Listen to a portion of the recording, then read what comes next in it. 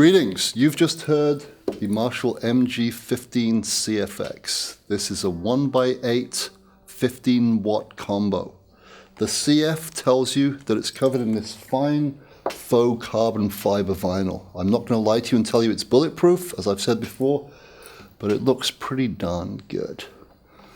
What does the X tell you? It tells you it's got an X factor. Yes, folks, this is an analog amp with digital effects and a digital brain. It has 4 channels in total. You'll see 2 buttons here. One that says clean/crunch, the other that says OD1/OD2. These are my channel selectors. Let's go to button number 1, the one that says clean/crunch. When it's green, it's clean, and it rhymes. Brilliant. When I press it, it goes red. That tells me a little bit more danger is involved, and it's crunch. So if I want to go to OD1 or OD2, I press this button here. OD1 is green, OD2 is red. So those are my 4 channels. Now this is where it gets interesting. This amp has a memory, as I've said. So let's look at the controls. Well, first, this is where I put my guitar in. It's called the input. We've got a gain control. This determines how dirty my overdrives are and how loud my clean is, or if I want a little bit of grit on it. Then I've got bass, middle, and treble controls. Those do exactly what they say. They control the bass, the middle, and wait for it, treble. Next to it, we have a reverb control. This is digital reverb, and there are 2 choices, spring or studio. So a spring reverb, just like the good old-fashioned amps, or a studio, which would be a plate. This is what we call IPE. This has 264 presets within it, and by dialing it, I just choose the one I like. IPE stands for Integrated Parameter Editing, or as I prefer to say, idiot-proof editing. It's real simple. Dial, like, leave.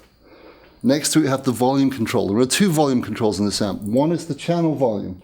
Then the master volume, which is the one at the end, determines how loud the overall amplifier is. So I use the volume to balance my channels, and then the master volume to see how loud or quiet my 4 channels are going to be.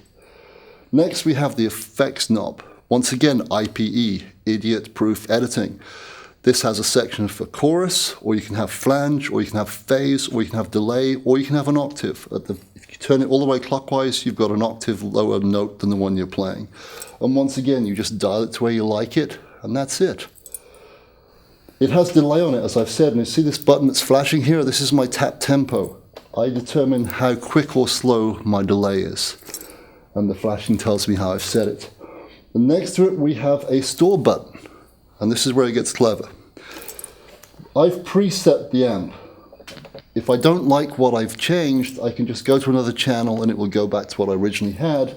But if I like what I've done, I just press the store button and hold it, and lo and behold, it stopped flashing. That tells me that every time I go back to that channel, it will always be that setting until I tell it otherwise. The only thing it won't memorize is the master volume control. So you set up your 4 channels and you're ready to rock. 3 other things which we can point out. MP3 line in. That's what you heard at the start. I was playing along with my fine iPod. Also, a headphone output. So you can practice in silence with backing tracks if you so wish. So you don't have to wake up your parents or your neighbors. You don't want your neighbors calling the cops. You don't want your dog waking up barking. Lastly, there's a Footswitch Input, but that's another video because it's an optional extra. So there you have it, the MG15CFX by Marshall.